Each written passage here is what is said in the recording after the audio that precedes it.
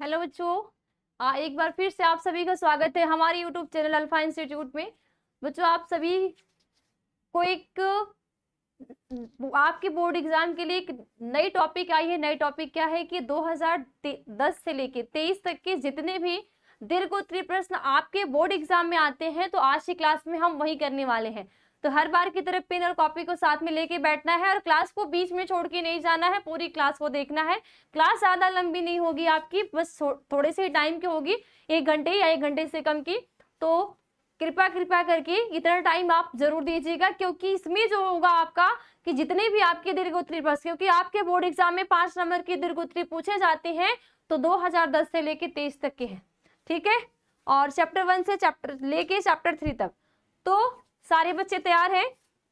और क्लास को स्टार्ट करने से पहले मैं आप सभी को ये बता देना चाहती हूँ कि अभी भी जिस बच्चे को लग रहा है कि मेरी तैयारी एकदम जीरो है, मैंने बोर्ड एग्जाम में बोर्ड के लिए 12th में कुछ नहीं पढ़ा है, तो उनके लिए खुशखबरी ये है कि यहाँ पे शिखर बैच 2.0 स्टार्ट हो चुकी है, जिसमें आपकी जो तैयारी करवाई जाएगी वो 0 लेवल से करवाई जाएगी, ठीक है। 0 लेवल का मतलब हो जाएगा कि चैप्टर 1 से लेके आपकी जो सिलेबस है, जो आपका कोर्स है, वो स्टार्ट करवाया जाएगा। तो जो भी बच्चा इच्छुक है वो इस कोर्स में ज्वाइन हो सकता है। अब इस कोर्स में आपको दी क्या जा रही है, इसमें आपके डेली लाइव क्लासेस है, लाइव डाउट क्लासेस है, क्लास नोट पीडीएफ है, ठीक है। इसके साथ साथ ऑनलाइन वीकली टेस्ट और स्टडी मटेरियल है। आपको स्टडी मटेरियल भी ऐसा प्रोवाइड किया जाएगा कि आपको किसी और भी बुक लेने की जरूरत ना पड़े। इसके साथ साथ इसमें आपका कंप्लीट सिलेबस है, सभी महत्वपूर्ण प्रश्न है, मॉडल पेपर है, गेस्ट पेपर है, और पिछले 5 साल के पेपर भी सॉल्व करवाए जाएंगे।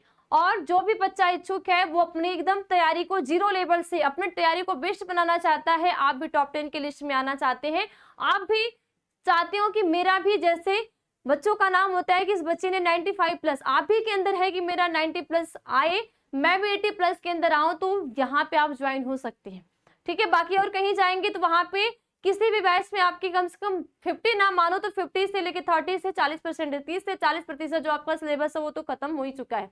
तो वहां पे इस बच्चे के लिए मौका है जहां पे जिसको लगता है कि मैंने कुछ पढ़ा ही नहीं है, ओके। अब इसको लिए आपको क्या करना पड़ेगा, अल्फा इंस्टीट्यूट प्रो ऐप को डाउनलोड करना पड़ेगा। इस ऐप को डाउनलोड करके आप शिखर बैच 2.0 से ज्वाइन हो जाएंगे। अगर आप यहाँ पे आपको किसी भी चीज की दिक्कत होती है तो आप 930 577 1375 इस नंबर पे कॉल करके भी जानकारी ले सकते हैं, ठीक है। तो चलिए हम लोग क्लास के स्टार्ट किए, क्योंकि आप लोगों की बड़ी जल्दी होती है, क्लास स्टार्ट करिए, क्लास स्टार्ट करिए। और एक चीज मैं आपको ये बता देना चाहती हूँ, कुछ ऐसे बच्चे हैं जिनका ये क्वेश्चन आता है, क्या ये एमपी बोर्ड के लिए है, क्या ये बिहार बोर्ड के लिए है। तो मैं आपको बता दूं कि आपका कोई भी बोर्ड है, चाहे एमपी बोर्ड हो, चाहे राजस्थान बोर्ड हो, चाहे बिहार बोर्ड हो, चाहे कोई भी आपका बोर्ड है, जहां पे भी आपकी एनसीईआरटी चलती है, एनटीए के द्वारा जो एनसीईआरटी का सिलेबस है, तो जहां पे भी आपका एनसीईआरटी का सिलेबस है ये आपको काम करेगा। तो चाहे यूपी हो, चाहे बिहार हो, चाहे एमपी, चाहे फिर अदर कोई भी बोर्ड हो, तो ये अपने मन में भ्रांति नहीं लानी है क्या सिर्फ यूपी बोर्ड के लिए काम देगा। और एक चीज, कुछ बच्चों का एक क्वेश्चन है कि मैम फर्स्ट चैप्टर जो कट गया है, तो जो पहला चैप्टर कटा है किसी किसी बोर्ड में कटा है, बाकी यूपी बोर्ड में कट गया लेकिन बिहार बोर्ड में है, कुछ ऐसा भी बोर्ड है जहाँ की कुछ कट गया कुछ वहां पे है। तो अगर जिस बच्चे के यहाँ पे ये चैप्टर 1 कट गया है तो ये ना बोले कि मेरे में तो कट गया है, सिर्फ आपके 12th के सिलेबस में कटा है, बाकी आप किसी भी एग्जाम को देने जाओगे, चाहे नीट जाओगे या किसी भी कॉम्पिटिटिव एग्जाम को देने जाओगे, तो वहां पे ये नहीं बोलेगा आपसे कि आपका 12th में पहला चैप्टर कट गया तो मैं वहां से क्वेश्चन नहीं उठाऊंगा। तो इसलिए कटा है ठीक है, लेकिन अपने आगे की तैयारी के लिए आपको चैप्टर 1 पढ़ना पड़ेगा। तो आज से जितने भी बच्चे को अगर कहीं डाउट है कि ये हमें मेरे बोर्ड के लिए है कि नहीं, बिहार के लिए है कि नहीं, एमपी के लिए है कि नहीं, तो ये चैप्टर हमें पढ़ना है कि नहीं पढ़ना, इन सारी चीजों को अपने आप को एकदम दूर रखना है, ठीक है। तो चलिए हम लोग क्लास को स्टार्ट करते हैं। यहाँ पे सबसे पहला क्वेश्चन बेटा है कि पुष्पी पादपों में लघु बीजाणु जनन का सचित्र वर्णन कीजिए। यहाँ पे आपको क्या करने होंगे, जो पुष्पी पादप जो फ्लावरिंग प्लांट्स होते हैं, और फ्लावरिंग प्लांट्स आप किससे पढ़ते हो, एंजियोस्पर्म के, ठीक है। आपने आवृत्त बीजी वाला चैप्टर यानी कि चैप्टर नंबर 2 देखा होगा। तो यहाँ पे पुष्पी पादपों में लघु बीजाणु जनन का सचित्र वर्णन कीजिए, है ना। तो सचित्र वर्णन क्या क्या करने के लिए बताएगा, यहाँ भी आप क्या करोगे, ये जो लघु बीजाणु जनन, तो यहाँ पे आपको पता है, मैं आपको यहाँ पूरे एक्सप्लेन नहीं करूंगी, मैं आपको बताऊंगी कि आपको कैसे कैसे करने हैं, क्योंकि ये चैप्टर तो आपके एकदम पूरी तरीके से कंप्लीट हो चुके हैं। जो भी बच्चा ये चैप्टर नहीं देखा है, चैप्टर 1 चैप्टर 3 हो चुके हैं, ठीक है। और चैप्टर 1 भी हो चुका है, तो जितने बच्चे वन शॉट नहीं देखे वो जाके इसी चैनल पे वो देख लेंगे, ठीक है। और अगर चैनल को सब्सक्राइब नहीं किया तो कर लोगे, कोई भी नोटिफिकेशन होगी तो आपके पास वो तुरंत जाएगी, ठीक है। अब देखो, अब ये ऐसा कुछ आ जाए तो आप पहले क्या लिखोगे, इसका डिफिनेशन को लिखोगे, ठीक है। क्या लिखोगे, परिभाषा। परिभाषा में आप क्या लिखोगे, कैसे, ठीक है। आपने ये देखा होगा कि जो हमारी क्या होती है, जो लघु बीजाणु जनन की क्रिया बची होगी, यहाँ पे उसको डिफिनेशन को लिखोगे। अब लघु बीजाणु जनन का सचित वर्णन करने के लिए आएगा तो आप कैसे करोगे, यहाँ पे एक आप पुंकेसर को बना दोगे, ठीक है। जब हम क्या करते हैं, इस पुंकेसर का सेक्शन कट करते हैं, जैसे ही बेटा हम सेक्शन कट करते हैं तो यहाँ पे हमें कुछ ऐसी संरचनाएं दिखाई देती है,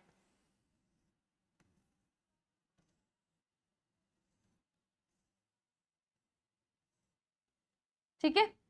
कुछ ऐसी संरचना जिसमें आपकी 4 लघु बीजाणु धानी दिखाई देती है, ठीक है। क्या दिखाई देती है, 4 लघु बीजाणु धानी, ठीक है। अब इस लघु बीजाणु धानी के अंदर बेटा अगर आप इसकी एक लघु बीजाणु धानी की आप संरचना को देखोगे तो आपको क्या देखने के लिए मिलेगा, यहाँ पे बना लो, एक हमने लघु बीजाणु धानी ले ली, ठीक है। इस लघु बीजाणु धानी के अंदर बेटा होता है बीजाणु उत्तक, ठीक है। क्या होते हैं, बीजाणु उत्तक। अब ये बीजाणु उत्तक में से क्या होता है कि इनमें से एक सेल, ठीक है, इनमें से एक कोशिका अपने आकार को बढ़ाती है और आकार को बढ़ाने के बाद ये अधोस्तरी कोशिका में चेंज हो जाती है। किसमें, अधोस्तरी कोशिका में ये बदल जाती है, ठीक है। किसमें बदलेगी, अधोस्तरी कोशिका में ये चेंज हो जाती है। अब ये जो अधोस्तरी कोशिका है, पहले ध्यान देना, लघु बीजाणु जनन की जब आप क्रिया पढ़ोगे या आपके एग्जाम में आएगा, पुंकेसर बनाओगे, सेक्शन कट करके दिखाओगे और ये बनाओगे कि यहाँ पे ऐसे ऐसे क्रिया होती है, यहाँ के एक पार्ट को आप देखोगे तो अधोस्तरी कोशिका में क्या हो जाती है, चेंज होती है, ठीक है। यानी कि यहाँ की कोशिका जो होगी वो क्या करेगी, अपने आप को अधोस्तरी कोशिका में चेंज कर लेगी। साथ साथ बेटा ये भी आपके यहाँ पे 2n है, ये भी आपके 2n है, और यहाँ भी ये भी आपके जो बीजाणु जनन उत्तक है ये भी आपके 2n है, और ये अधोस्तरी कोशिका भी आपकी क्या है, 2n है, ठीक है। अब इस 2n क्या करेगी, अपने आकार को और बढ़ा देगी। ये अधोस्तरी कोशिका क्या करेगी, अपने आकार को बढ़ा देगी। अब जैसे ही आकार को बढ़ा देगी, ठीक है, आकार को जैसे इसने क्या की, बढ़ाएगी, तो आकार को बढ़ाने के बाद ये चेंज हो जाएगी परपशु कोशिका में। किसमें, परपशु कोशिका में। परपशु कोशिका में ये हो जाएगी चेंज, ठीक है। किसमें चेंज हो जाएगी, परपशु कोशिका में ये बदल जाएगी। अब इस परपशु कोशिका में बेटा होगा माइटोसिस डिवीजन, ठीक है। यानी कि इस परपोषी कोशिका भी क्या है, 2n है, ठीक है। क्या है, 2n है। अब इस परपोषी कोशिका में आप क्या देखोगे, समसूत्री विभाजन। क्या हुआ भाई, क्या देखोगे, समसूत्री विभाजन।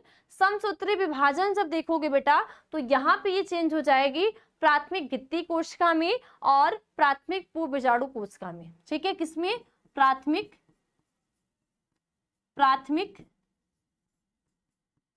भित्ति कोशिका में और प्राथमिक पूर्व बीजाणु कोशिका में, ठीक है। इसमें क्या हो गई, ये चेंज हो जाएगी, ठीक है। अब यहाँ पे बेटा जब ये चेंज होगी तो ये क्या करेगी, जो प्राथमिक भित्ति कोशिका होगी वो करेगी परत का निर्माण, और जो प्राथमिक पूर्व बीजाणु कोशिका होगा वो करेगा किसका निर्माण, मेल गैमेट का निर्माण, ठीक है। देखो कैसे ये करेंगी, परत का निर्माण। अब देखो होगा क्या, अब यहाँ पे परत का निर्माण कैसे होगा, आगे देखो। आगे क्या देखोगे, क्या आप ये जानते हो, ये संरचना आप भली भांति जानते हो, ठीक है। इस संरचना को आपने भली भांति देखा होगा। ये सबसे बाहरी लेयर होती है, इसके अंदर की एक ये लेयर होती है, ठीक है। फिर एक लेयर ये भी होती है, और सबसे अंदर एक लेयर क्या होती है, टैपेटम की लेयर होती है। इतनी बात क्लियर। तो ये आपकी जो प्राथमिक भित्ति कोशिका थी, इन्होंने क्या कर दिया, 4 लेयर का निर्माण कर दिया। 4 लेयर कौन कौन से बेटा, ये आपकी जो बाहरी लेयर हो जाएगी, ठीक है, बाह्य परत, अंतःस्थितियम परत, मध्य परत और टेपिटम। ये आपकी क्या है, बाह्य परत, ठीक है। आपको एक एक नाम भी करने होंगे, नेमिंग भी करने होंगे। बाह्य परत, अंतःस्थितियम परत, ठीक है, अंतःस्थितियम।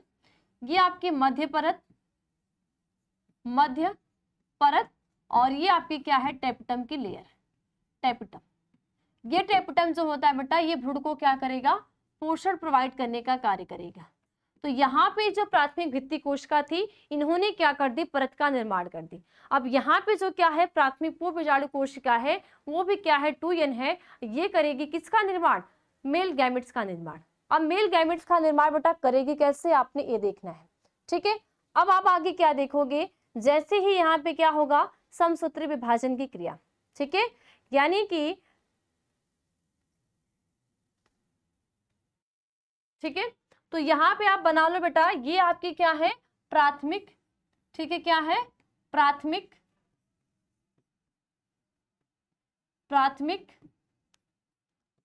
पुंब बीजाणु कोशिका, ठीक है, पुंब बीजाणु कोशिका। अब ये प्राथमिक पुंब बीजाणु कोशिका बेटा क्या होगा कि इनकी जो क्या होगी, पराग मात्र कोशिका, कौन सी कोशिका, इनकी जो क्या होगी, पराग मात्र कोशिका, ठीक है, पराग मात्री कोशिका। अब इस पराग मात्री कोशिका में बेटा क्या करेगी, ये समसूत्री विभाजन, कौन सा विभाजन करेगी बच्चे, समसूत्री विभाजन, समसूत्री विभाजन को दर्शाएगी। समसूत्री विभाजन जब करेगी, यहाँ पे 2 बार समसूत्री, तो यहाँ पे हो जाएगा 4 4, ठीक है, किसका, 4 लघु बीजाणु का निर्माण हो जाएगा। तो ये आपके क्या है, लघु बीजाणु, ठीक है, लघु बीजाणु। और इसी लघु बीजाणु को क्या बोलोगे, इनमें होते हैं परागकण, ठीक है। तो यहाँ पे जो बनेंगे, ये 4 लघु बीजाणु का निर्माण होगा, और चारों लघु बीजाणु क्या होंगे, वो अगुणित होंगे, यानी कि यनियन होंगे। तो जब भी आपके एग्जाम में आए, तो आपको डायग्राम बना दो, डायग्राम बनाने के साथ साथ इसके बारे में आप पूरा लिख दो कि कैसे कैसे ये लघु बीजाणु जनन की प्रक्रिया हो रही है, ठीक है, क्लियर। अब नेक्स्ट क्वेश्चन देखो, नेक्स्ट क्वेश्चन बेटा आपका क्या है, एक प्रारूपी आवृत्त बीजी बीजांड का सचित्र वर्णन कीजिए।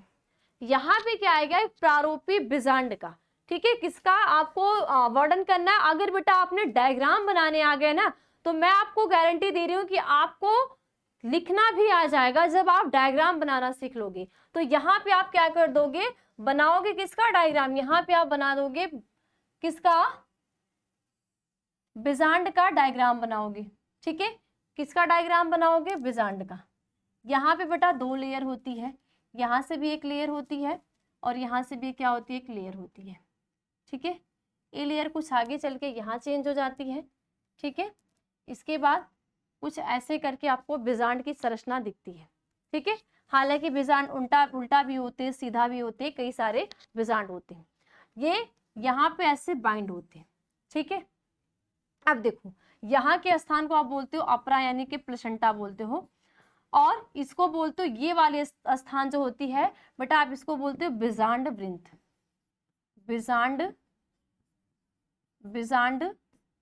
वृंत, ठीक है, बीजांड वृंत, ठीक है। यहाँ पे होती है आपकी नाभिका, ठीक है, क्या होगी, नाभिका होती है, ठीक है। ये आपकी होती है, ये इसको आप बोलते हो बाह्य अध्यावरण, बाह्य अध्यावरण, ठीक है। इसको बोलते हो अंतः अध्यावरण, ठीक है। जहां पे ये अध्यावरण प्रेजेंट नहीं होती है, इस स्थान को बोलते हैं बीजांड द्वार, बीजांड द्वार, ठीक है, क्या बोलोगे, बीजांड द्वार बोलते हो। इतनी बात क्लियर। और इनके अंदर बेटा होती है म्यूसिलिस सेल, क्या होती है, बीजांड काय, क्या होती है, यहाँ पे न्यूसेलिस की सेल होती है, ठीक है, ये वाली संरचना, ठीक है, ये वाली संरचना आपकी कहलाती है बिजांड काय, बिजांड काय, ठीक है। इसके बाद बिजांड द्वार के पीछे वाला जो स्थान होता है, इस स्थान को बच्चे बोला जाता है चलाजा यानी कि निभाग। क्या बोलते हैं? निभाग, ठीक है, इतना क्लियर। अब क्या करोगे, एक प्रारूपी आवृत्त बीजी बिजांड का आपका सचित्र वर्णन करना है। तो आपको क्या देखने के लिए मिलते हैं बेटा कि यहाँ पे कई सारी संरचना भी मिलती है। यहाँ पे या तो अगर यहाँ पे आप ऐसे करके दर्शा दो ना, या तो यहाँ पे बीजाणु जनन उत्तक को बना दो, ठीक है, क्योंकि जब गुरु बीजाणु जनन की आप क्रिया करते हो, लेकिन यहाँ पे आपको एक प्रारूपी बीजांड को दिखाना है। किसको दिखाना है? एक प्रारूपी बीजांड को दिखाना है। तो एक प्रारूपी बीजांड को दिखाने के लिए, ठीक है, क्या करोगे आप, यहाँ पे आपको पता है कि इनमें कई सारी सेल्स होती हैं। एक यहाँ पे, एक कोशिका यहाँ पे, कोशिका यहाँ, एक यहाँ, एक यहाँ और एक यहाँ, जिसमें आपको न्यूक्लियस देखने के लिए मिलते हैं। एक न्यूक्लियस, दो न्यूक्लियस, तीन न्यूक्लियस, यहाँ पे दो होते हैं, यहाँ पे एक और यहाँ पे एक, ठीक है।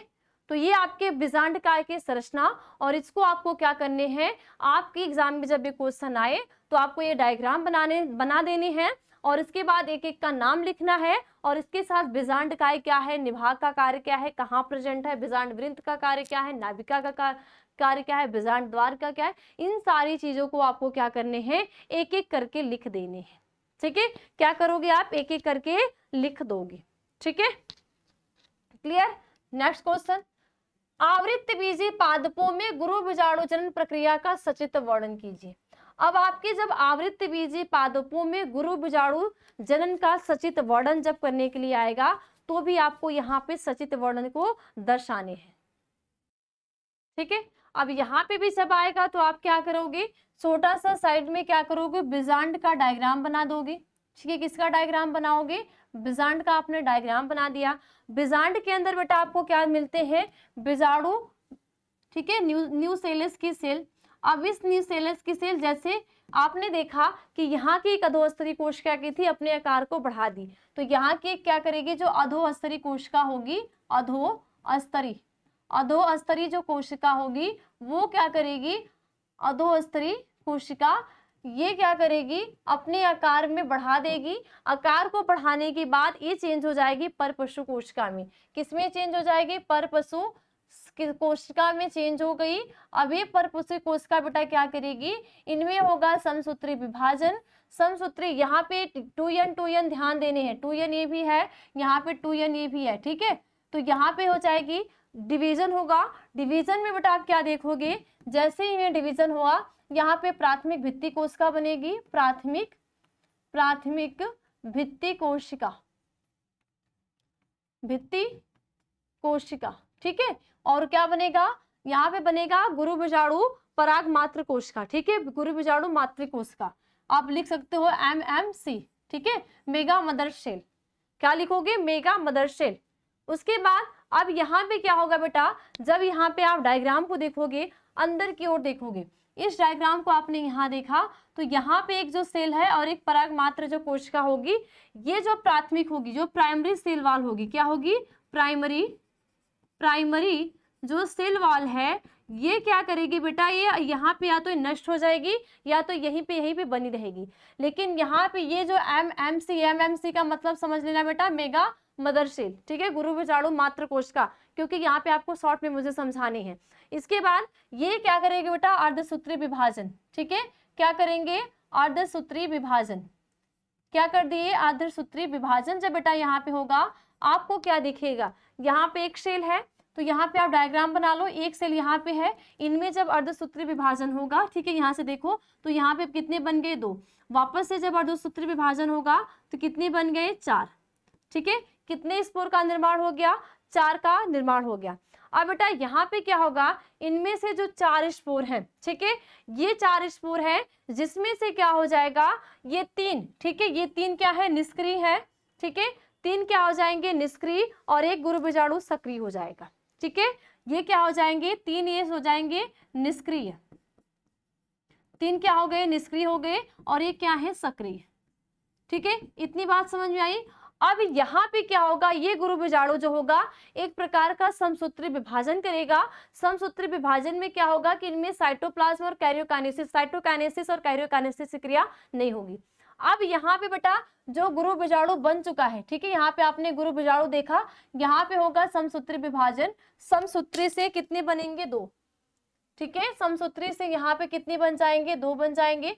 2 बनने के बाद वापस से जब समसूत्री होगा तो कितने बन जाएंगे, 4 बन जाएंगे, है ना।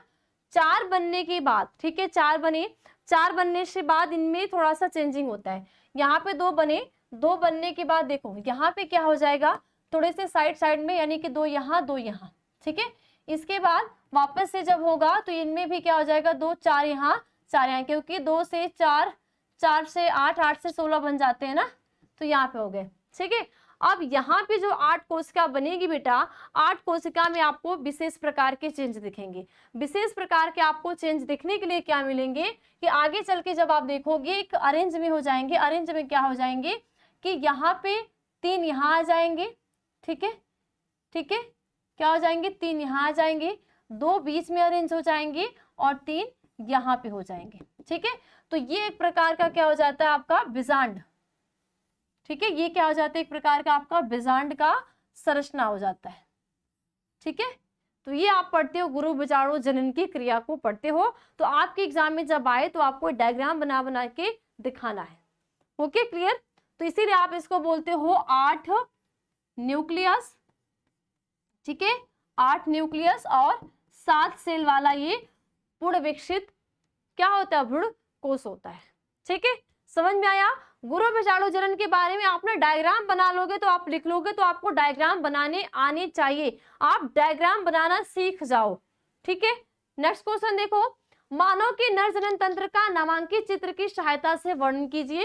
अब यहाँ पे बेटा आपको क्या करना होगा, आप क्या बनाओगे, मेल रिप्रोडक्टिव, ठीक है, मेल रिप्रोडक्टिव को बनाओगे।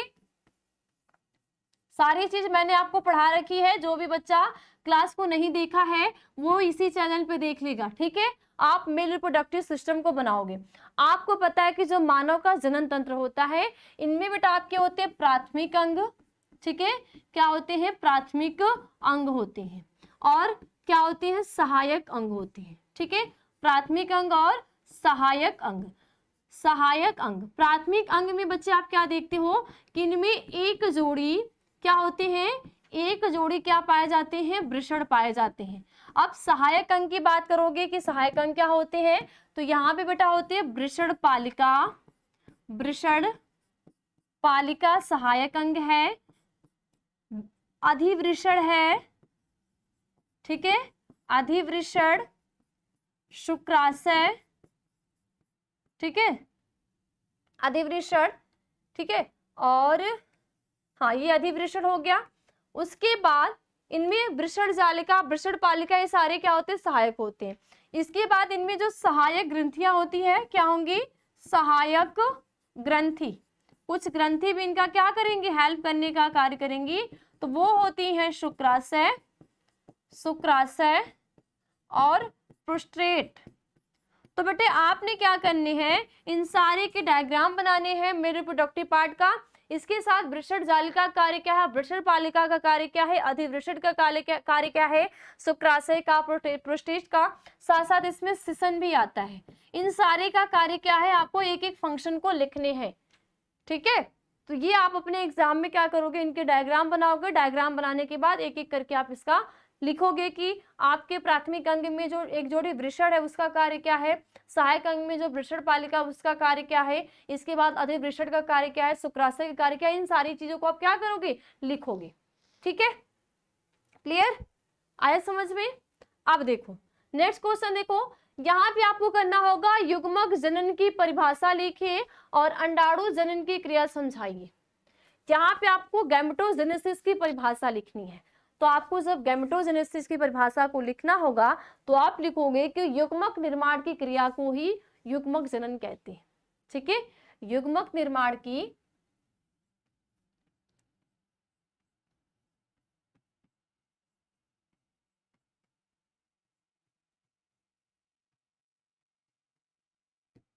क्रिया को युग्मक जनन, युग्मक जनन कहते हैं। ठीक है, युग्मक निर्माण की क्रिया को युग्मक जनन कहते हैं। क्लियर? इसके बाद आपको पता है बेटा, जो गैमेटोजेनेसिस की क्रिया, इसको आप क्या बोलते हो? Gametogenesis, gametogenesis. तो बेटा जो गैमेटोजेनेसिस की जो क्रिया होती है, ये क्रिया आपकी होती है दो प्रकार की। दो प्रकार की क्या क्या देखते हो आप? ये होती है शुक्र जनन, ठीक है, क्या होती है? शुक्र जनन की क्रिया। और दूसरी होती है अंड जनन। तो यहाँ पे आपको अंड जनन के बारे में समझाना है कि अंड जनन की क्रिया कैसे हो रही है, कैसे एक मादा में अंडाणु का निर्माण हो रहा है।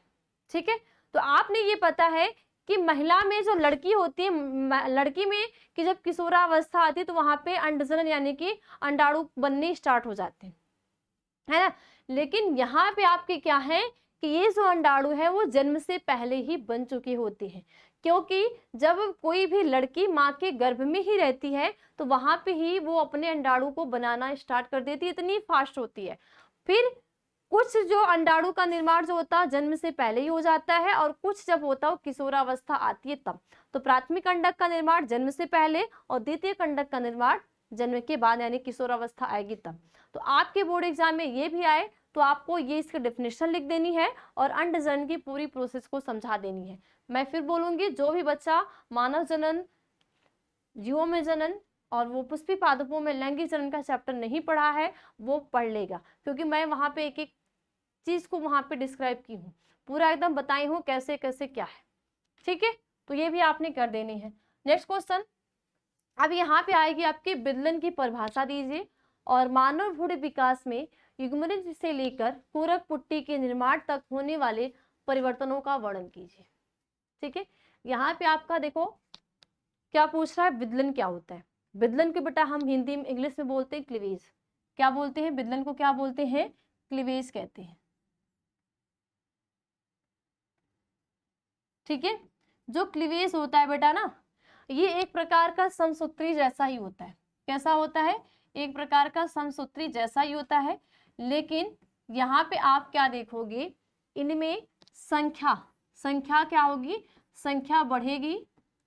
ठीक है, संख्या बढ़ेगी और आकार क्या होगा? घटेगा। आकार घटेगा, ये नहीं कि संख्या बढ़ रही है तो आकार भी बढ़ेगा।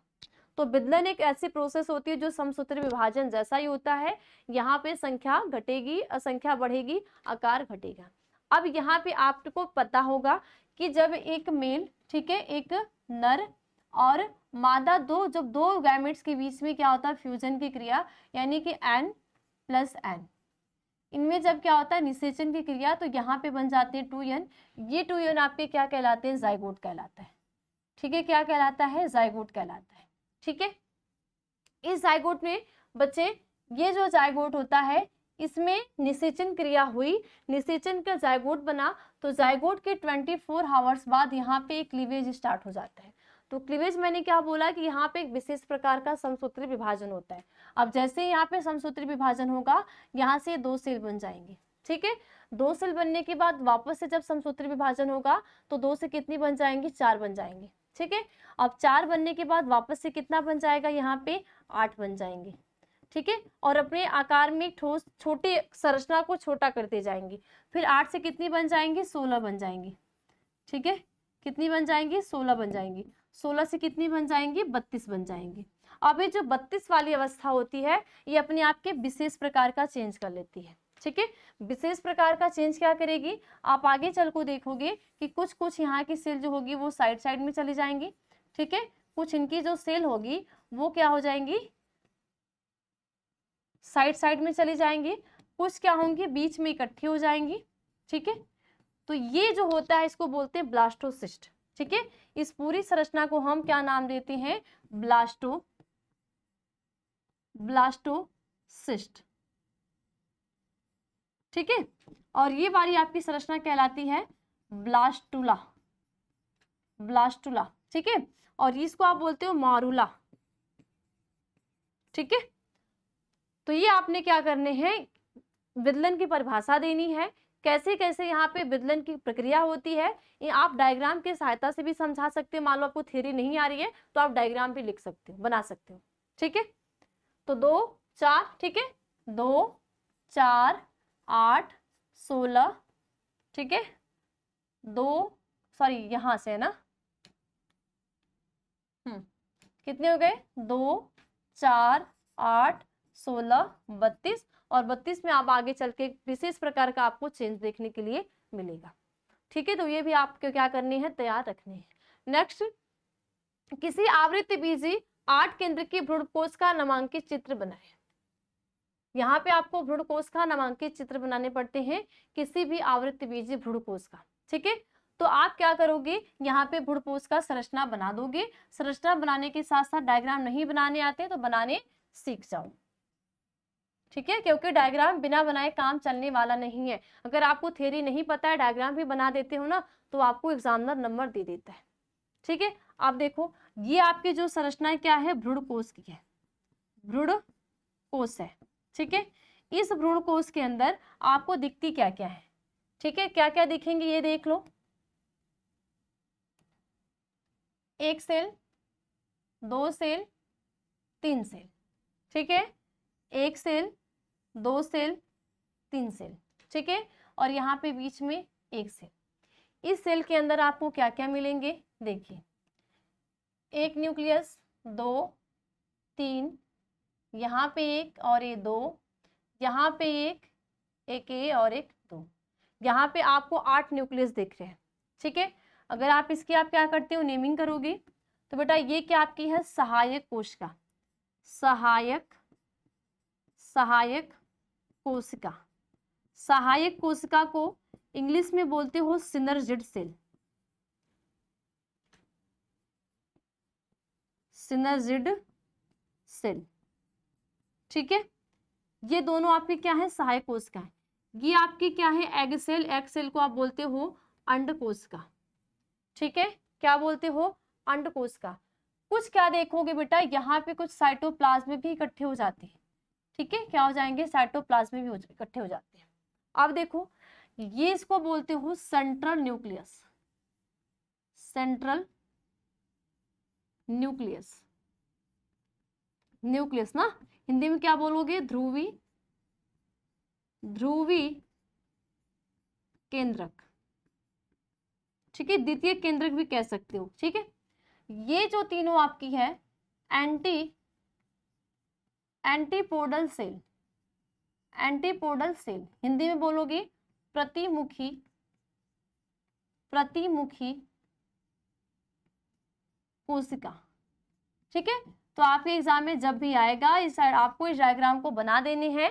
डायग्राम बनाने के साथ साथ इसको एक एक पूरा नेमिंग कर देना है कि एंटीपोडल सेल क्या है। अगर यहाँ पे बस नामांकित चित्र बनाए, अगर यहाँ पे वर्णन करने के लिए आ जाता तो आप इस सहायक कोशिका का कार्य क्या होता है, प्रतिमुखी कोशिका का कार्य क्या होता है, द्वितीय केंद्र का कार्य क्या होता है, एक एक करके आप क्या करोगे, इसके यहाँ पे वर्णन करोगे।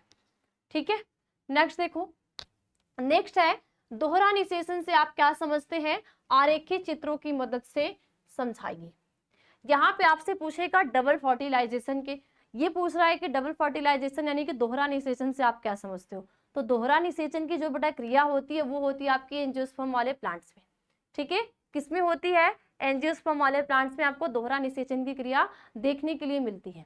अब देखो यहाँ पे आप करोगे क्या, सबसे पहले आप क्या बना दोगे, यहाँ पे आपको आरेखित चित्र की मदद से समझाना है तो आप क्या बनाओगे, डायग्राम को बना दो। ठीक है, क्या बना दो, डायग्राम बना दो। डायग्राम बनाने के आपको पता है कि ये होती है।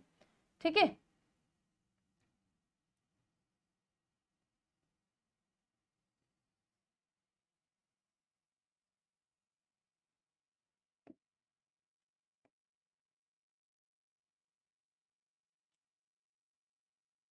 स्त्री केसर।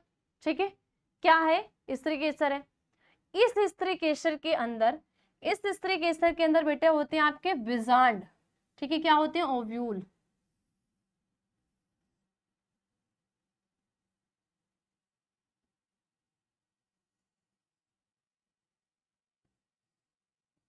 ठीक है, जो कि अपरा से क्या होता है, जुड़ा हुआ होता है। अब देखो इसके अंदर हमें सेल कितनी मिलेंगी, 3 न्यूक्लियस है ना, 1 2 3, 1 2 3, बीच में यहाँ पे 2 है और यहाँ पे भी क्या है, 3 है। ठीक है, ये आप बना लोगे। इसके बाद अब डबल फर्टिलाइजेशन का मतलब होता है कि आपने ये समझना है, अगर आप एक एक की नेमिंग करोगे तो ये बेटा आपकी क्या है, ओवरी है। क्या है, ओवरी यानी कि अंडाशय। ये आपकी क्या है, ओव्यूल है ना, ओव्यूल यानी कि बीजांड है। ठीक है, क्या है, बीजांड है। इसके बाद इसको आप बोलते हो स्टाइल। क्या कहते हो, स्टाइल यानी कि वर्तिका। इतना तो आपको पता होगा। ये आपका क्या है, स्टिग्मा है। क्या है, स्टिग्मा। अब देखो, इतना नाम आपको पता हो गया। अब डबल फर्टिलाइजेशन होती कैसे, जब बेटा पर परागण की क्रिया होगी या स्वपरागण की क्रिया। ठीक है, मान लो क्या हुआ, पर परागण की क्रिया, यहाँ पे आ गए हमारे पोलन ग्रेन। ठीक है, यहाँ पे आ गए, क्या आ गए हैं, परागकण आ गया। ठीक है, ये परागकण, ठीक है, क्या है, पोलन ग्रेन। ये पोलन ग्रेन बेटा आया कैसे, परागण की पॉलिनेशन की क्रिया के द्वारा, चाहे सेल पॉलिनेशन हो रहा है चाहे क्रॉस पॉलिनेशन। ठीक है, जैसे ही परागकण वर्तिकाग्र पे पहुंचते हैं वो अंकुरण होना स्टार्ट कर देते हैं। अंकुरित होते हुए ये क्या बनाते हैं, पोलन ट्यूब को। ठीक है, क्या बनाएंगे, पोलन ट्यूब बनाते हैं। अब ये पोलन ट्यूब बनते कैसे, मैं आपको यहां बता दे रही हूं। आप जब किसकी संरचना देखते हो, परागकण की। परागकण की बेटा संरचना कुछ ऐसे होती है आपकी। ठीक है, इसके अंदर आपके होते हैं 2 सेल। ये एक होती है आपके कायिक कोशिका और एक होती है जनन कोशिका। ये जनन कोशिका क्या करती है, अर्धसूत्री विभाजन। ठीक है, अर्धसूत्री विभाजन से 2 मेल गैमेट का निर्माण करती है। और एक कायिक कोशिका क्या करती है, पोलन ट्यूब का निर्माण करती है। किसका, पोलन ट्यूब का। तो ये आपकी जो संरचना किसकी है, पोलन ट्यूब की है। ठीक है, समझ में आया।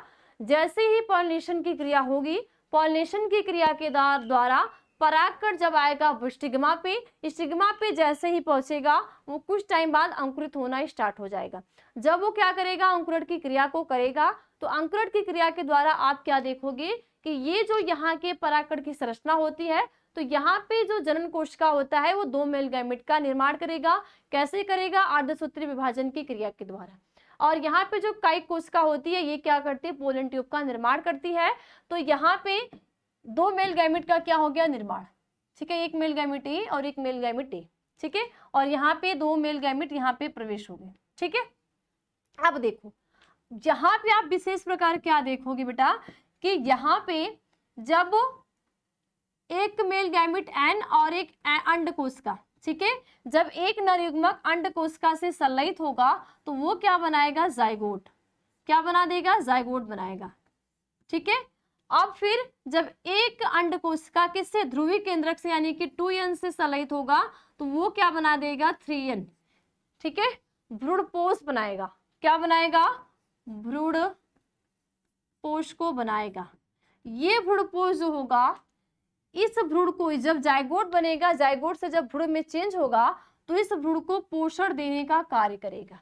ठीक है, तो यही होता है डबल फर्टिलाइजेशन। आपने एक ही सेल में 2 बार निषेचन की क्रिया देखी कि जब परागकण ने अंकुरण करना स्टार्ट किया तो ये बनाया पोलन ट्यूब। ये पोलन ट्यूब क्या करी, जो जनन कोशिका अर्धसूत्री विभाजन की है, यहाँ से जो न्यूक्लियस बना है, ये पोलन ट्यूब क्या करी है, इस बीजांड के अंदर प्रवेश कर रही है।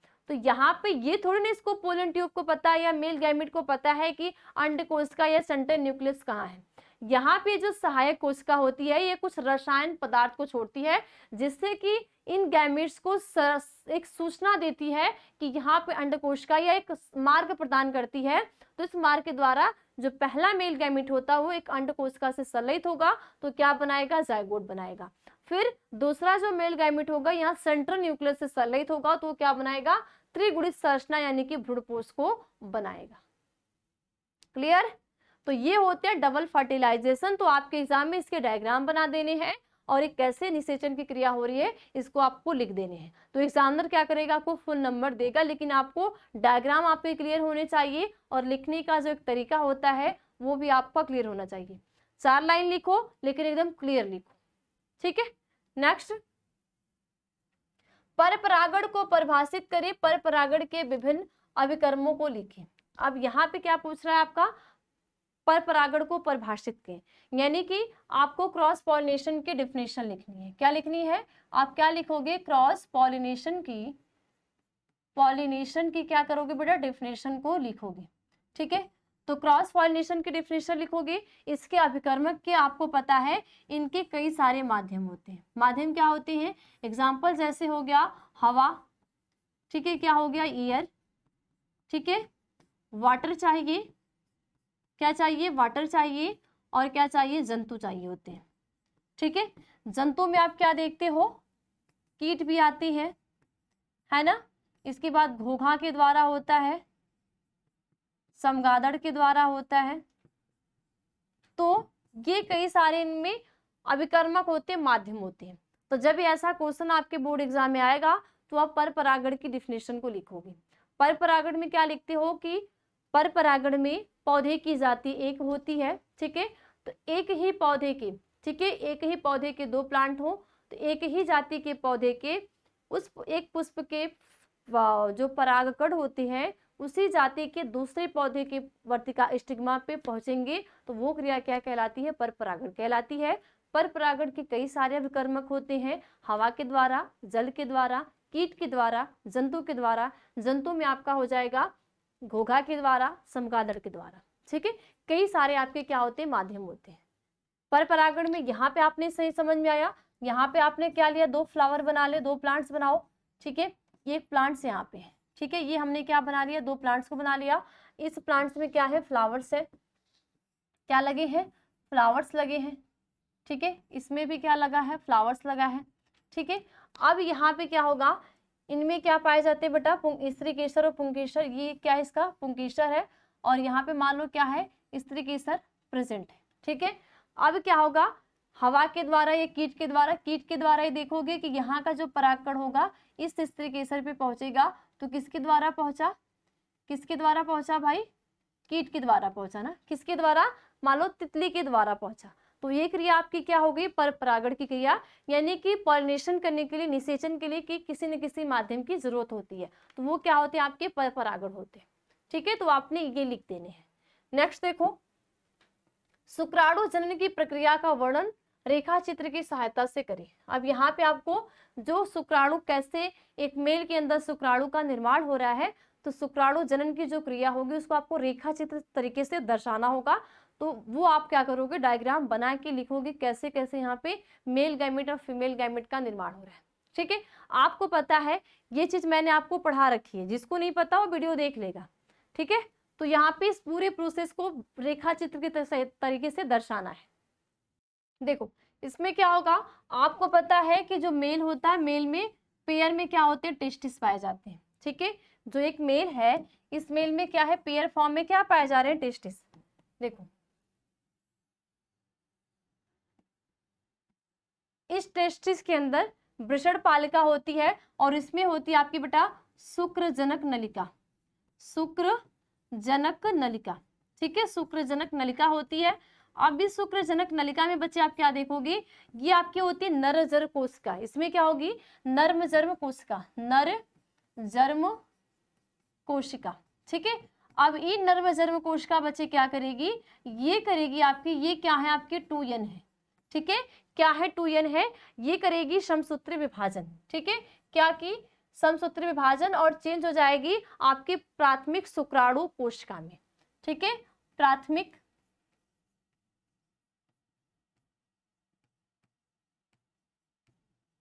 शुक्राणु कोशिका, ठीक है। यहाँ पे कौन सा विभाजन हो रहा है, माइटोसिस, माइटोसिस डिवीजन हो रहा है, ये ध्यान देने आपने, ठीक है। तो ये क्या करेगी, प्राथमिक शुक्राणु कोशिका में क्या होगा, अर्धसूत्री विभाजन फर्स्ट, ठीक है।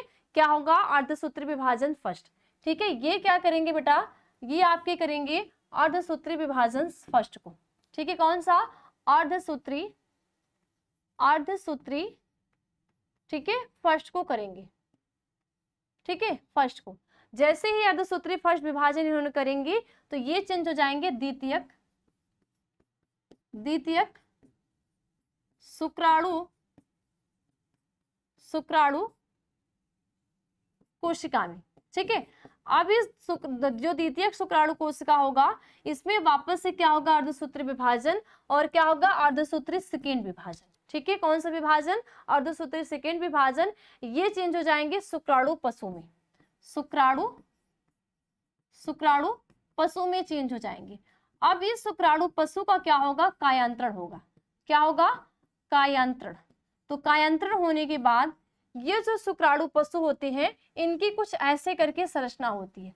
ठीक है, लेकिन क्या होंगे यहाँ पे, ये कैसे हो जाएंगे, संरचना में जब कायांतरण होगा तो इनकी जो संरचना होगी वो कुछ क्या हो जाएगी, चेंज हो जाएगी, है ना। शुक्राणु भी नहीं बन रहे हैं बेचारे, इतना इनका इजी डायग्राम है, लेकिन ये भी बेचारे कह रहे नहीं बनेंगे ही नहीं मैं। ठीक है, यहाँ पे क्या हो जाता है, शुक्र कायांतरण। तो यहाँ पे शुक्राणु का क्या हो गया, निर्माण हो गया। ध्यान दो, वापस से समझो, मैंने बहुत फास्ट बताया है, कुछ बच्चों को समझ में भी नहीं आया होगा, ध्यान देना। देखो, शुक्र जनन की क्रिया कब होती है, जब लड़के में किशोरावस्था आती है। किशोरावस्था कब आएगी, 13 से 14 मान लो या 15 मान लो। तो जैसे ही किशोरावस्था आती है तो इनके जो एक जोड़े टेस्टिस पाए जाते हैं, टेस्टिस में होती है वृषण पालिका, वृषण पालिका के अंदर होती है शुक्रजनक नलिका। शुक्रजनक नलिका दो प्रकार की होती है, एक होती है नर जन्म कोशिका और एक होती है सटोली कोशिका। ठीक है, तो यहाँ पे जो नर जन्म कोशिका होती है ये क्या करती है, माइटोसिस डिवीजन करती है, यानी कि समसूत्री विभाजन करती है। समसूत्री विभाजन से प्राथमिक शुक्राणु कोशिका में चेंज हो जाती है। ठीक है, अभी प्राथमिक शुक्राणु कोशिका जो होता है वहां पे करता है अर्धसूत्री फर्स्ट विभाजन। ठीक है, तो यहाँ पे अर्धसूत्री फर्स्ट विभाजन से ये चेंज हो जाती है द्वितीयक शुक्राणु कोशिका में। जब जैसे ही द्वितीयक शुक्राणु कोशिका में वापस से अर्धसूत्री सेकेंड विभाजन होता है तो ये चेंज हो जाती है शुक्राणु पशु में। तो ये शुक्राणु पशु जो होता है एक अजीब तरीके का संरचना होता है जो कि शुक्राणु के जैसा नहीं होता। फिर यहाँ पे होता है कायांतरण की क्रिया, कायांतरण के द्वारा ये जो शुक्राणु पशु होते हैं वो शुक्राणु में चेंज हो जाते हैं, जिसमें आपको ये टेल भी आते हैं, हेड भी, जेनेटिक मटेरियल, सारी चीज विकसित हो जाती है। तो ये होती है शुक्रजनन की क्रिया। जब आपके बोर्ड एग्जाम में आएगा तो आपको ऐसे बना के दर्शानी है। आपका तरीका और भी हो सकता है, आप अपने तरीके से भी कर सकते हो। ठीक है, नेक्स्ट देखो, मनुष्य में स्त्री जनन तंत्र का स्वच्छ, समुचित तथा नामांकित चित्र बनाइए, इसके विभिन्न अंगों के कार्य लिखिए। अब इसमें भी आपको क्या करने होंगे, मादा जनन स्त्री जनन तंत्र का सचित्र वर्णन करना होगा। तो अगर आपको स्त्री जनन तंत्र का डायग्राम नहीं बनाना आते हैं तो यहाँ पे आप सीख लो ये भी डायग्राम। हालांकि मेरे को बहुत अच्छे डायग्राम नहीं बनाने आते, लेकिन काम चलाओ जरूर आते हैं। तो आप भी, जिसको नहीं आता हो काम चलाने वाला बना लेगा। ठीक है, चलो बना लो काम चलाने वाला ही।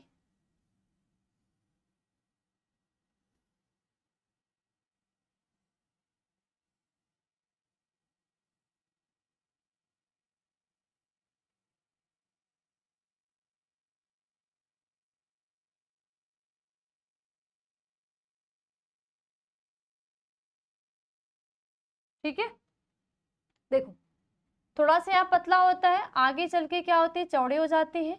ठीक है, ठीक है, इधर से भी पतला, पतला से थोड़ा सा चौड़ा, चौड़ा होने के बाद ये थोड़े से अपने आकार में चेंजिंग करते हैं। यहाँ पे क्या पाई जाती है, फिम्बरी पाई जाती है। ठीक है, कुछ ऐसी संरचना होती है। इस संरचना पे बेटे होते हैं पेयर में ओवरी, जो कि इससे जुड़ी हुई होती है।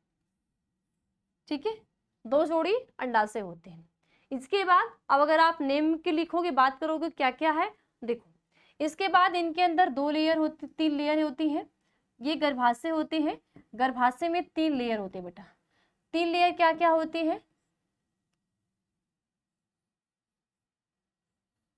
ठीक है, इसको थोड़ा सा वो कर दोगे तो सही रहेगा, है ना।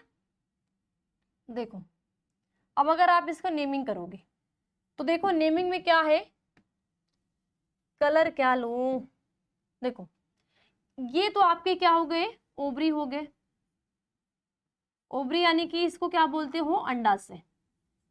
ठीक है, अंडाशय। ठीक है, इसको आप बोलते हो कीप।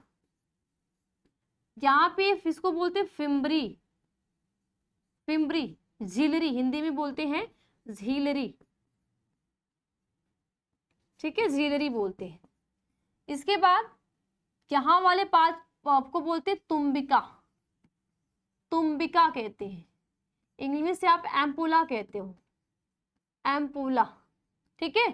जिसको बोलते हैं संकीर्णन पथ, संकीर्णन पथ कहते हैं, ठीक है।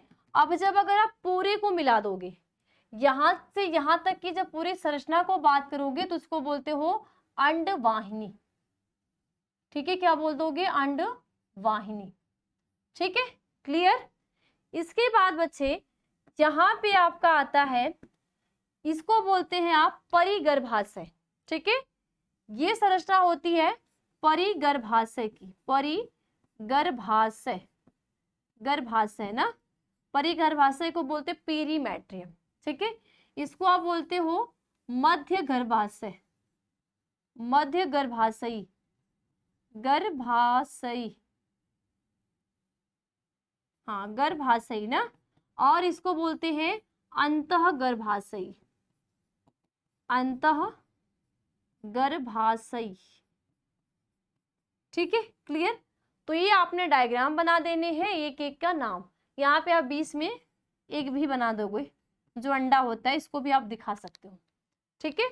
और इस वाले भाग को बोलते हैं फंडस, क्या बोलते हैं? फंडस। और पूरी की बात करोगे, पूरा जो होगा, इस पूरे की बात होती है, इसको क्या होगे? गर्भाशय, क्या बोलते हैं? गर्भाशय, ठीक है। इसके बाद यहाँ पे ये जो होता है इसको आप बोलते हो योनि, योनि को आप इंग्लिश में बोलते हैं वेजाइना, ठीक है। इसके बाद ये वाला होता है आपका ग्रीवा, ठीक है, ग्रीवा होता है और ग्रीवा नाल होता है, ठीक है। तो ये आपके पूरे एक स्त्री के जनन तंत्र के डायग्राम होते हैं जो कि अपने एग्जाम में बना देने हैं। फिर उसके बाद एक एक के आपको पूरे के बारे में कार्य को लिखना है। अंडाशय के कार्य क्या है? तो अंडाशय काम अंडे का निर्माण करना। गर्भाशय कार्य क्या है? गर्भाशय कार्य भ्रूण को पालना, है ना। इसके बाद यहाँ पे अंडवाहिनी का कार्य क्या है? तो अंडवाहिनी में निषेचन की क्रिया होती है। विजाइना योनि का कार्य क्या है? सर्विक्ष कार्य का। ग्रीवानाल का कार्य क्या है? तो प्रसव के दौरान ग्रीवानाल बहुत हेल्प करती है। तो इन सारे कार्य को आप क्या कर दोगे? लिख दोगे, ठीक है। नेक्स्ट देखो, मासिक चक्र क्या है? किसी महिला में मासिक चक्र के दौरान हुए विभिन्न परिवर्तनों का वर्णन करें। आपके एग्जाम में मासिक चक्र को भी पूछा जाता है। फिर से मैं बोलूंगी, कुछ बच्चे का कमेंट आएगा कि बिहार बोर्ड के लिए है कि नहीं, यूपी बोर्ड के लिए है कि नहीं, एमपी बोर्ड के लिए है कि नहीं। तो सारे बोर्ड के लिए जहां पे एनसीईआरटी बेस्ड सिलेबस है उन सारे के लिए है। तो कंफ्यूज नहीं होना है, बार बार ये क्वेश्चन नहीं करना है। बहुत सारे बच्चों का देखती हूँ कमेंट आते हैं, ये बताइए, कोई प्लीज बताइए है कि नहीं। तो प्लीज प्लीज कृपया कृपया करके मैं आपको बता रही हूँ कि सारे बोर्ड के लिए, किसके लिए? जहाँ पे एनसीईआरटी के आपके सिलेबस है, ठीक है। अब यहाँ पे आपके मासिक चक्र की क्या है? तो मासिक चक्र को क्या बोलते हैं कि पुराने मासिक धर्म से नए मासिक धर्म की जो अवस्था होती है उसको मासिक चक्र कहते हैं। मासिक चक्र को बेटा आप क्या बोलते हो? आर्तव चक्र, आर्तव चक्र जो होता है, ठीक है। आर्तव चक्र को इंग्लिश में बोलते हैं मेंस्ट्रुअल साइकिल, मेंस्ट्रुअल साइकिल, ठीक है। मासिक चक्र क्या है? मासिक चक्र में होता है जैसे जो पीरियड्स बोलते हैं, ठीक है। महिला में जो पीरियड्स आते हैं, पीरियड्स कब आते हैं यहाँ पे समझ लो, ठीक है। ये वाला देखो क्या होता है कि यहाँ पे अंडे का निर्माण हुआ, ठीक है। महिला में जो लड़की होती है उसके गर्भाशय में अंडाशय में, ओवरी में क्या होते हैं? अंडे का निर्माण। ये अंडे का निर्माण कैसे होता है? यहाँ पे देख लो। आर्तव चक्र की 3 प्रवस्थाएं होती है। 3 प्रवस्थाएं होती है स्रावित अवस्था, स्रावित अवस्था, ठीक है। दूसरी होती है अंडोत्सर्ग, अंडोत्सर्ग। और तीसरी होती है मासिक धर्म, मासिक धर्म जिसको पीरियड्स भी बोलते हैं। देखो क्या होता है, जब किसी भी लड़के की किशोरावस्था आती है तो उनमें गुनैडो GnRH, चाहे लड़का हो चाहे लड़की, GnRH हार्मोन्स का, गुनैडोट्रोपिन रिलीजिंग हार्मोन्स का स्राव होता है। ये गुनैडोट्रोपिन रिलीजिंग जो हार्मोन्स होता है ये हमारी हाइपोथैलेमस ग्लैंड पे कार्य करता है। हाइपोथैलेमस ग्लैंड जो होती है वो मास्टर ग्लैंड पे कार्य करना स्टार्ट करती है, संदेश को पहुंचाती है। जैसे ही मास्टर ग्लैंड कार्य करेगी वो क्या करती है, एलएच और एफएसएच हार्मोन्स का स्रावण करती है। ठीक है, तो स्रावित अवस्था में क्या होगा, किसका, एलएच और एफएसएच हार्मोन्स का स्रावण होगा।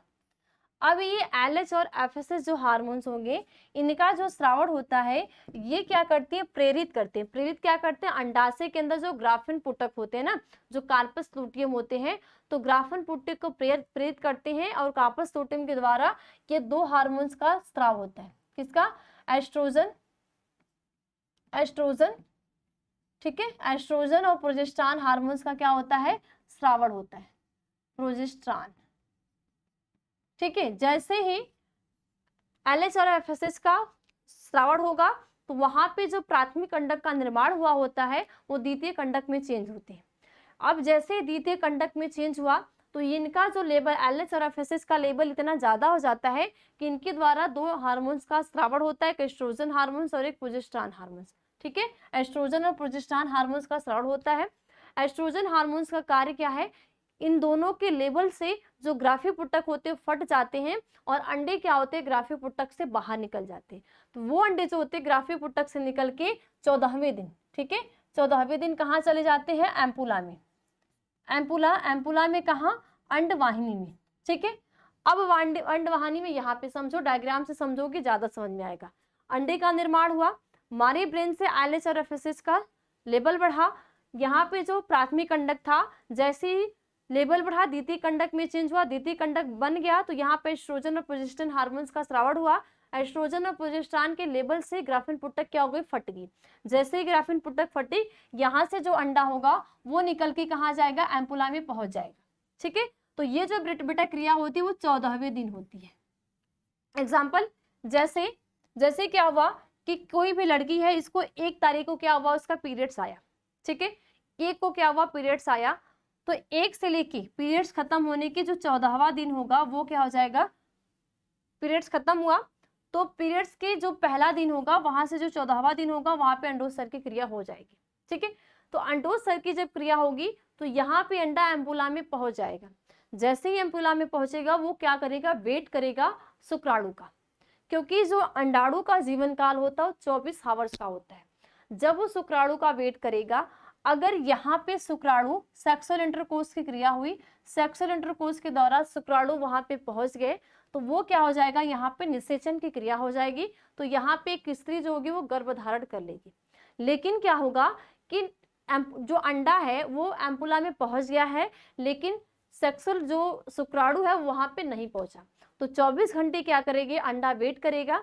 जब 24 घंटे के अंदर उसको शुक्राणु नहीं मिलेगा तो 24 घंटे के बाद उस अंडाणु की क्या हो जाएगी, डेथ हो जाएगी। ठीक है, जब डेथ हो जाएगी तो यहाँ की जो एंड्रोमेट्रियम की लेयर होती है और यहाँ पे जो अंडाशय में कार्पस लूटियम होता है वो टूटने लगते हैं। ठीक है, तो ये जो एंड्रोमेट्रियम की लेयर होती है टूटने लगती है, तो टूटने के साथ ब्लड के रूप में बाहर स्रावित होती है, जिसको हम क्या बोलते हैं, पीरियड्स बोलते हैं। तो ये पूरी क्या होती है, एक मासिक चक्र होता है, एक प्रीमेंस्ट्रुअल साइकिल होता है। ठीक है, तो ये सारे परिवर्तन एक लड़की के अंदर एक हर एक मंथ में आते हैं। यानी कि एक लड़की है, पीरियड्स खत्म हुआ, पीरियड्स खत्म होने के बाद जो स्टार्ट होगा उसका दिन, तो वो 10 से 12वें दिन या 6 से 12वें दिन तक स्रावित अवस्था होती है। स्रावित का होगा, एलएच और एफएसएच का लेवल बढ़ेगा और एलएच एफएसएच का लेवल से प्राथमिक कंडक द्वितीय कंडक में चेंज होगा। फिर यहाँ पे और लेवल बढ़ेगा, प्रोजेस्टेरॉन का लेवल बढ़ेगा, ग्राफिन पुटक फटेगी तो 14वें दिन अंडोत्सर्ग हो जाएगा।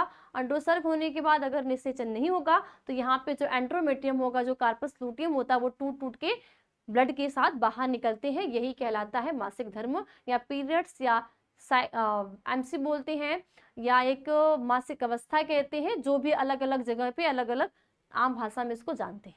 ठीक है, तो आपके एग्जाम में आएगा तो इन सारी चीजों को पूरा एक्सप्लेन कर देना है।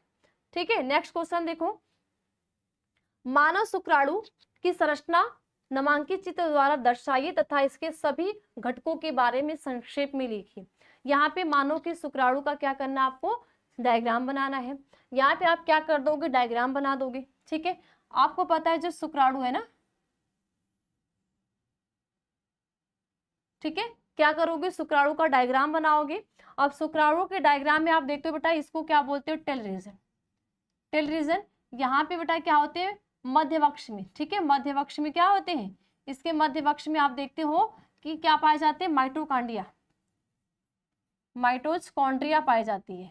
क्या पाई जाती है, माइटोकॉन्ड्रिया होती है। ये इनका हिड रीजन होता है। हिड रीजन के साथ ऊपर होता है एक्रोसोम। क्या होंगे, एक्रोसोम होते हैं। बीच में इनका होता है न्यूक्लियस। क्या होगा, न्यूक्लियस। और इस न्यूक्लियस में क्या होंगे, क्रोमोजोम। ठीक है, क्या होंगे, क्रोमोजोम। और इस क्रोमोजोम में होंगे डीएनए, और डीएनए में क्या होगा, जीन। ठीक है, तो ये एक करके क्या करने, इसके पूरे एक्सप्लेन आपको कर देने हैं। आपको शुक्राणु के डायग्राम बनाने हैं, और इसके बाद एक एक जो इनके घटक है, यानी कि हिड के कार्य क्या है, क्रोमोसोम का कार्य क्या है, केंद्रक क्या होते हैं, टेल का कार्य क्या है, मध्यवक्ष में क्या क्या प्रेजेंट है, इनके कार्य क्या है, आपको एक एक चीजें लिखनी पड़ेगी। ठीक है, तो बस जितने भी आज की क्लास में आपको क्वेश्चन लाई हूँ, ये सारे बोर्ड के लिए, सारे बोर्ड में पूछता है, तो कोई बच्चा कंफ्यूज नहीं होगा, और इसको एकदम सीरियस होकर तैयार कर लेना। तो बस आज की क्लास में इतना ही, फिर मैं आऊंगी अगली क्लास में। अगली क्लास में ऐसे ही एक अलग से टॉपिक होगी जो आपकी बोर्ड एग्जाम के लिए क्या करेगी, हेल्प करेगी। तो वापस से मैं बोलूंगी कि फिर से जो भी बच्चा चैप्टर नंबर 4, चैप्टर नंबर 3 और जो चैप्टर नंबर 1 को नहीं पढ़ा है वो जाके पढ़ लेगा। ठीक है, अगर यहाँ पे उसका डाउट कहीं होगा कि नहीं समझ में आ रहा है, तो वहाँ पूरा मैं एक्सप्लेन की हूँ, वहाँ आप समझ लोगे तो आप खुद से आंसर लिखना सीख जाओगे, फिर किसी की भी जरूरत नहीं होगी, और खुद से नोट्स बनाना भी सीख लोगे। ठीक है, तो सभी को बाय बाय, टेक केयर, फिर मिलेंगे अगली क्लास में।